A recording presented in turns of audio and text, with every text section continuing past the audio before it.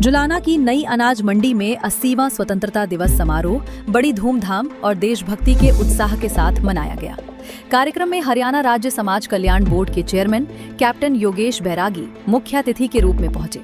समारोह का शुभारंभ मुख्य अतिथि ने भारत की आन बान और शान तिरंगे का ध्वजारोहण कर किया। इसके बाद हरियाणा पुलिस की टुकड़ी तथा स्कूली बच्चों ने परेड के माध्यम से मुख्य अतिथि को सलामी दी।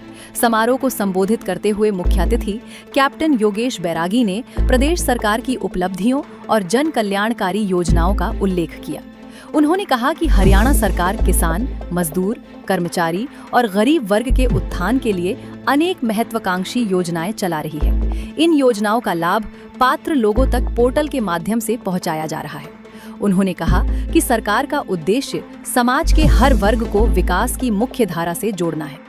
कैप्टन योगेश बैरागी ने हाल ही में विभिन्न खेल प्रतियोगिताओं में हरियाणा के खिलाड़ियों द्वारा किए गए उत्कृष्ट प्रदर्शन का भी जिक्र किया।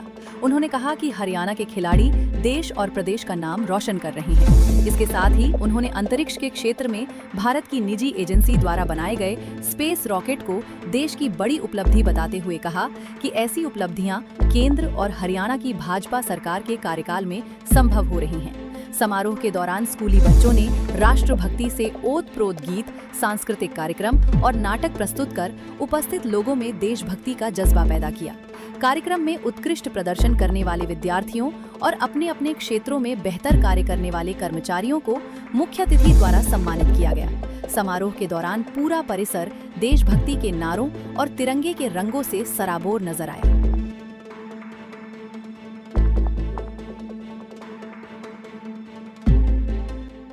हमारी बेटियां और महिलाएं हरियाणा की प्रगति की मजबूत आधारशिला है। हरियाणा की बेटियों ने शिक्षा, खेल, विज्ञान, प्रशासन और विभिन्न क्षेत्रों में अपनी प्रतिभा का भी लोहा मनवाया है। हमारी सरकार का प्रयास है कि महिलाओं को केवल लाभार्थी नहीं बल्कि विकास में सक्रिय भागीदारी भी बनाया जाए।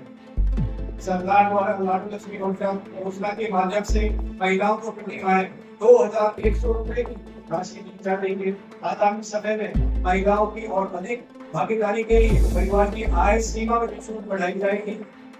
गरीब परिवारों में महिलाओं को 500 रुपए में रसोई गैस का सिलेंडर भी दिया जा रहा है। इसी प्रकार हमारे युवाओं की ऊर्जा और प्रतिभा विकसित भारत को सबसे बड़ी ताकत है। आज के युवा ही 2047 में भारत को विकसित राष्ट्र बनाने की यात्रा का नेतृत्व भी आज के युवा करेंगे। इस वर्ष स्वतंत्रता दिवस के दिन युवा शक्ति विकसित भारत 2047 की यात्रा का नेतृत्व युवाओं की इसी भूमिका को करती है। विकसित भारत के निर्माण में युवाओं की भागीदारी के साथ साथ राष्ट्र की वंदे मातरम के 150 यानी कि 150 वर्ष पूरे का अवसर भी हमारे लिए गौरव का विषय है। वंदे मातरम केवल एक गीत नहीं बल्कि भारत की स्वतंत्रता चेतना और राष्ट्रभक्ति का महान प्रतीक है। आज हमारे सामने एक बड़ी चुनौती नशे की भी है।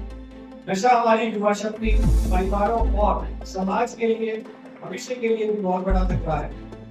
हाल ही में प्रधानमंत्री श्री नरेंद्र मोदी जी द्वारा राष्ट्रव्यापी नशा मुक्त युवा को विकसित भारत संकल्प अभियान की शुभारंभ भी किया है। इसी अभियान के माध्यम से देश भर में 28,000 से अधिक स्थानों पर करोड़ों की संख्या में युवाओं ने नशा मुक्त और विकसित भारत के निर्माण का संकल्प लिया। मुझे ये बताते बहुत गर्व है और प्रसन्नता भी है कि इस अभियान में हरियाणा ने भी उल्लेखनीय भागीदारी की है।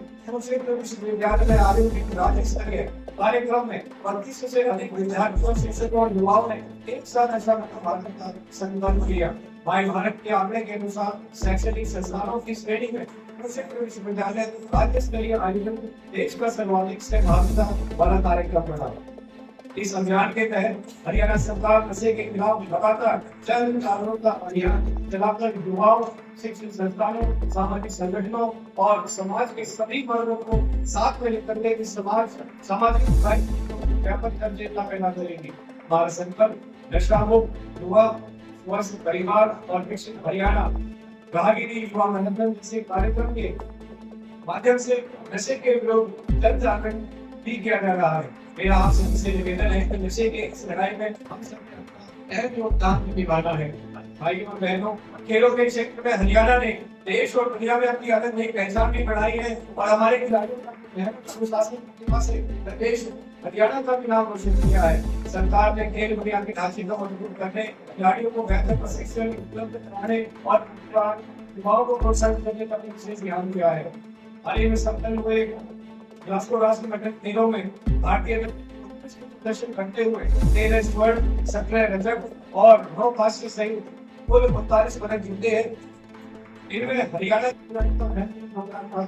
के खिलाड़ियों ने 10 पदक जीते, इनमें 7 स्वर्ण शामिल है और देश की बेटियों ने 5 स्वर्ण पदक जीतकर हरियाणा का गौरव और बढ़ाया है।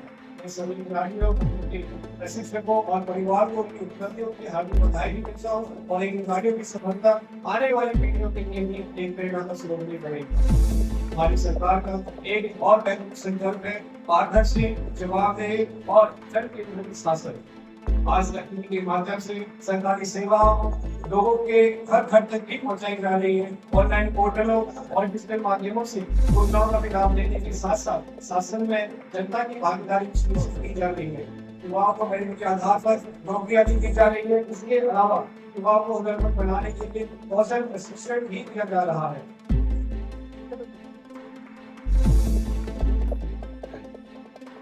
बजट जैसे महत्वपूर्ण दस्तावेज तैयार करने से पहले आम नागरिकों से भी सुझाव लिए गए हैं और उपयोगी सुझावों को बजट में शामिल किया गया।